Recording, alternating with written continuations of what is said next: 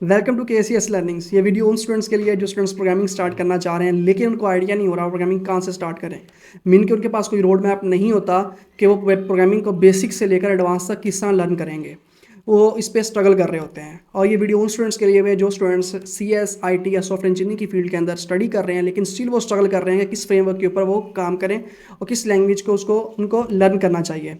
तो video start करने से पहले आप इस चैनल को सब्सक्राइब कर लें, वीडियो को लाइक कर लें एंड शेयर कर लें। चलें स्टार्ट करते हैं।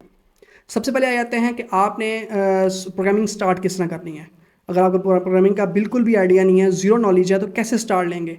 तो इसमें सबसे पहले जो बेसिक नॉलेज ये है कि आपको पहले प्रोग्रामिंग की डेफिनेशन का पता होना चाहिए, सॉफ्टवेयर इंजीनियरिंग की डेफिनेशन का पता होना चाहिए कि मीन सॉफ्टवेयर इंजीनियरिंग क्या है, सॉफ्टवेयर क्या है, और उसके बाद प्रोग्रामिंग क्या है, प्रोग्रामिंग आप स्टार्ट किस तरह करेंगे। ठीक है, अब इन टॉपिक्स को आप जब लर्न कर लेते हैं, इनको लर्न करना कोई मुश्किल काम नहीं है। आज आपके पास गूगल भी है, गूगल सर्च भी है, इंटरनेट पे डाटा अवेलेबल है। ठीक है, आपको मैं डेफिनेशन सिंपली बता देता हूँ प्रोग्राम क्या होता है। देखें प्रोग्राम क्या होता है, आप एक छोटा सा प्रोग्राम बनाते हैं। जैसे आपको कैलकुलेटर की एग्जांपल देता हूँ मैं।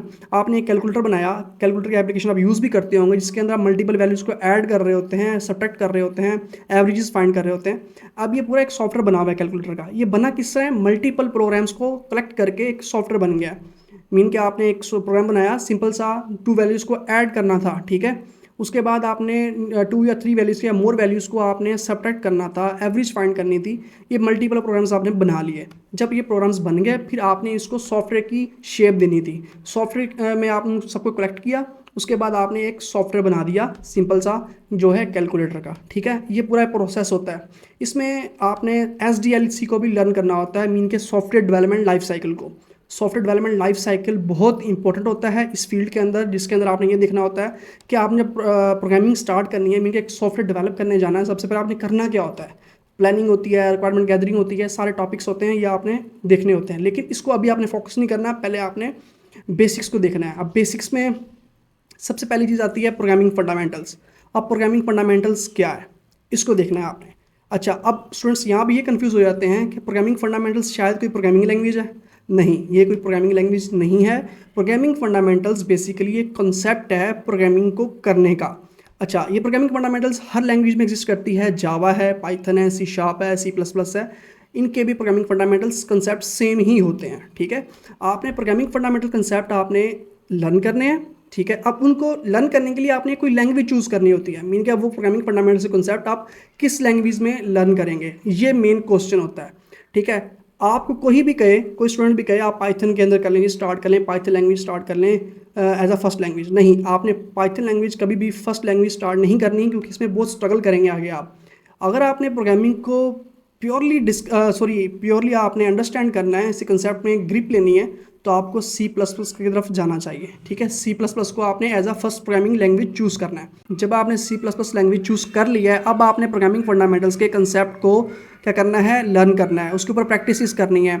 C++ लैंग्वेज को चूज़ करते हुए तो आपने पहले C++ का सारा इन्वायरमेंट सेटअप कर लेना है। उसके बाद अब आपने सबसे पहले फ्लो चार्ट्स, एल्गोरिदम्स को क्या करना है, गो थ्रू करना है। जब वो गो थ्रू कर लेंगे, अब एल्गोरिदम्स आपको हेल्प आउट क्या करते हैं, आप एक स्टेप्स में के प्रोग्राम को लिख लेते हैं, डिवाइड कर लेते हैं चंक्स में।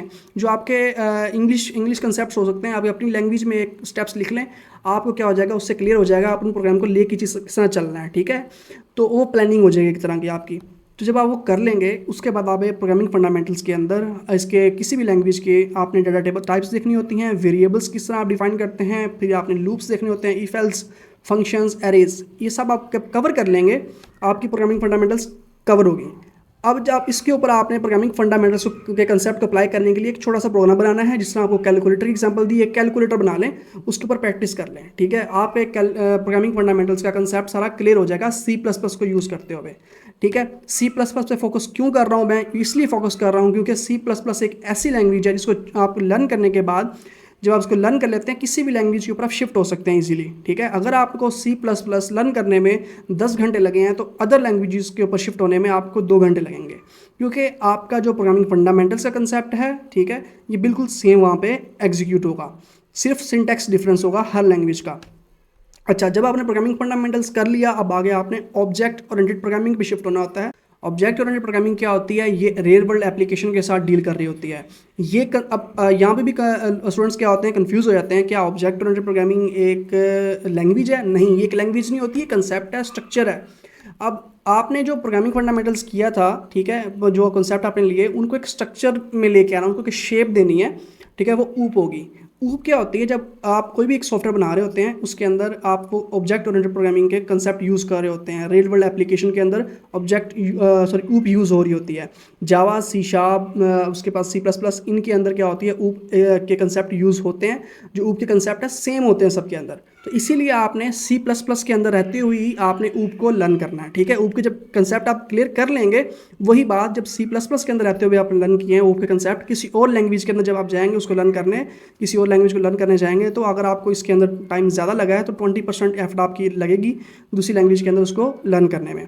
अच्छा, अब इसमें स्टूडेंट्स करते क्या हैं, जब आपके ऑब्जेक्ट ओरिएंटेड प्रोग्रामिंग और प्रोग्रामिंग फंडामेंटल्स आपने सीख लिए, अब यहाँ पे स्टूडेंट कंफ्यूज हो जाते हैं वो करना क्या है आपने, ठीक है। अब आपने यहाँ पे सेलेक्ट करना होता है, चूज़ करना होता है अपना एक career language, career language use करनी होती है। मीन के आपने आगे अपना करियर किस लैंग्वेज में बनाना है। आप डाटा साइंस में जाना चाहते हैं, या वेब एप्लीकेशन डेवलपमेंट में जाना चाहते हैं, या मोबाइल एप्लीकेशन डेवलपमेंट में जाना चाहते हैं, कोई एक लैंग्वेज चूज़ करनी है, ठीक है, कोई एक लैंग्वेज चूज़ करनी है और उसी के अंदर ही आते हुए आपने उसके फ्रेमवर्क्स को लर्न करना है। अब उसके अंदर क्या होता है, स्टूडेंट क्या करते हैं, उसके अंदर प्रोग्रामिंग फंडामेंटल्स उसके लर्न करते हैं, वो करते हैं, उसके बाद फिर समझ नहीं आ रही होती अब करना क्या है, उसके फ्रेमवर्क्स देखने हैं, उस फ्रेमवर्क के, अगर आप वेब डेवलपमेंट सीखना चाह रहे हैं तो उस लैंग्वेज के वेब के फ्रेमवर्क्स कौन से हैं, ठीक है, वो आप जब गूगल करेंगे आपको आइडिया हो जाएगा। वो फ्रेमवर्क्स को आपने लर्न करना है, लर्न करने के साथ उसके ऊपर आपने छोटे छोटे प्रोजेक्ट्स बनाने होते हैं, उसकी प्रैक्टिस करनी होती है। अब ये सारा काम विद इन द डिग्री करना होता है आपने। ये स्टूडेंट करते क्या, पूरी डिग्री कर लेते हैं, डिग्री करने के बाद भी उनको ये आइडिया नहीं होता कि अब आप जाना किधर है। मेनली उनको ये समझ नहीं आ रही होती, उनको इंटर्नशिप नहीं मिल रही होती, ठीक है, कोई उनको इंटर्नशिप ऑफर नहीं कर रहा होता। भाई CV के ऊपर आपने जब लिखा हुआ है, आपको एक्सेल लिखना आता है, एक्सेल के ऊपर शीट्स बनानी आती हैं, आपको सिंपल से प्रोग्राम लिखने आते हैं, तो कौन आपको इंटर्नशिप ऑफर करेगा।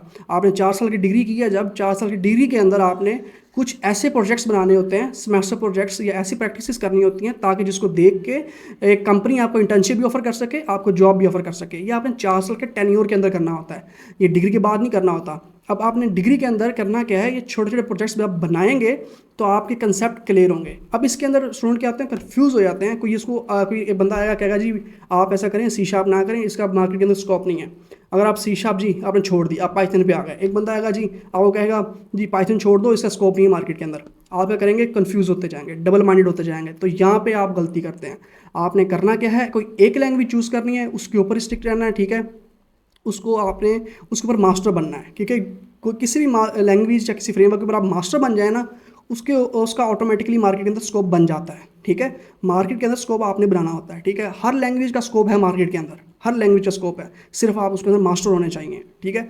तो इस डिग्री के अंदर आपने ये गलतियाँ नहीं करनी कि आप अब ये लैंग्वेज कर लिया फिर ये लैंग्वेज कर लिया, आप मूवी करते जा रहे हैं, किसी एक लैंग्वेज के ऊपर एक्सपर्ट नहीं बन रहे। तो एक्सपर्टीज़ आपने विद इन द डिग्री ही करनी हासिल करनी होती हैं, ठीक है।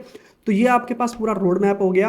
आपने ऑब्जेक्ट ओरिएंटेड प्रोग्रामिंग कर ली, आपने प्रोग्रामिंग फंडामेंटल्स कर ली, ऑब्जेक्ट ओरिएंटेड प्रोग्रामिंग कर ली, उसके बाद आपने किसी एक फ्रेमवर्क को लर्न कर लेना है, ठीक है। इसके अंदर डेटाबेसिस के कंसेप्ट बहुत अहमियत रखते हैं। डेटाबेसिस के कंसेप्ट आपने लाजमी करने हैं, क्लियर करने होते हैं। डेटाबेस आपने यहाँ तक करनी होती है कि आपको उसके जो मेन जो बेसिक ऑपरेशंस हैं वो आपको आते हों। मीन के एक कोई भी लैंग्वेज है ना, आपने उसके ऊपर एक्सपर्ट बनना है या उसको लर्न करना है, तो उसके ऊपर करड करने आपको आने चाहिए। Cruds mean create, read, update and delete. Mean क्योंकि रिकॉर्ड आप डेटाबेस के अंदर ऐड कर रहे हो, सिस्टम के अंदर ऐड कर रहे हो, उसको डिलीट भी करना चाहिए, उसको व्यू भी करना चाहिए। तो ये सारे कंसेप्ट किसके हो गए, डेटाबेसिस के, ठीक है। ये कंसेप्ट के ऊपर आपकी भी ग्रिप होनी चाहिए, ठीक है। तो अब यहाँ तक आपके पास सारे कंसेप्ट क्लियर हो गए। तो होप सो आपको वीडियो ये पसंद आई होगी। तो इस वीडियो को आप अपने दोस्तों से शेयर भी करें, हमारी वीडियो लाइक करें, चैनल को सब्सक्राइब करें। थैंक यू, अल्लाह हाफिज़।